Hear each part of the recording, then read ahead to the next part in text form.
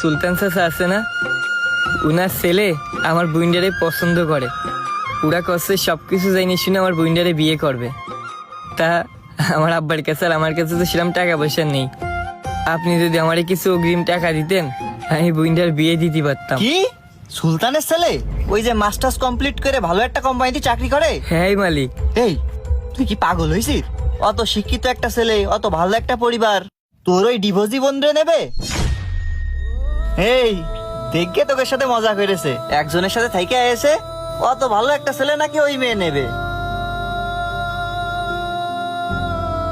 মালিক আপনার পায়ে ধরি, আমার বোনের সম্পর্কে ওইসব বললেন না। আমার বোনের মতো মানুষ হয় না। আপনি যদি পারেন আমার কিছু টাকা দিয়ে সাহায্য করেন। এই তোরে আমি কি টাকা দেবো? তোর বোনি যে বিয়ে হবে না এ তো আমি দেখতেই পারতেছি। আর ডিভোর্সি মেয়ের সম্পর্কে তুই জানিস?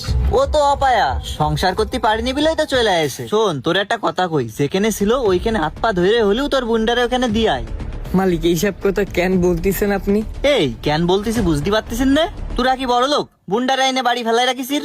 খাইস পরের বইতে কামলা দিয়ে, আবার বই এনে ফেলাইছির ঘরে। মালিক আমরা কামলা খাটতে পারি, কিন্তু আমার বুইন্ডা পানির জলে ভাইসে আসেনি। আমার বুইন্ডা যে ছেলের সাথে বিয়ে হয়েছে ওই ছেলেটা প্রতিদিন নেশা করে এসে আমার বুইন্ডারে মায়ের ধর করতো। ওর শ্বশুর বাড়ির লোক ওর সাথে খারাপ ব্যবহার করতো। একবার না বারবার ও এগুলো সহ্য করে থাকার চেষ্টা করেছে, কিন্তু পরে যখন পারিনি তখন ও আত্মহত্যা করতে যায়। আর তার জন্যই আমরা ওখান থেকে নিয়ে চলে আসি, কারণ আমাদের পরিবারের মানুষগুলো আমার বোনটা অনেক ভালোবাসে। এই জন্যই আমরা আমার বোনটা নিয়ে চলে আইছি যে ওই ছেলের সাথে থাকলে আমার বোনটা শেষ হয়ে যাবে না।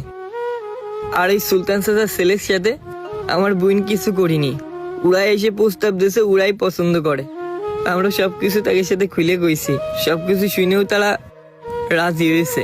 এই গরিবদের আছে এই একটা সমস্যা, একটুখানি আশা দিলে সেটারে বিশ্বাস করে নিয়ে বসে থাকে। এই মরবি বলো, তোর বোন মরেছে, এবার গোটা পরিবার ধরে মরবি, এখনো সময় আছে।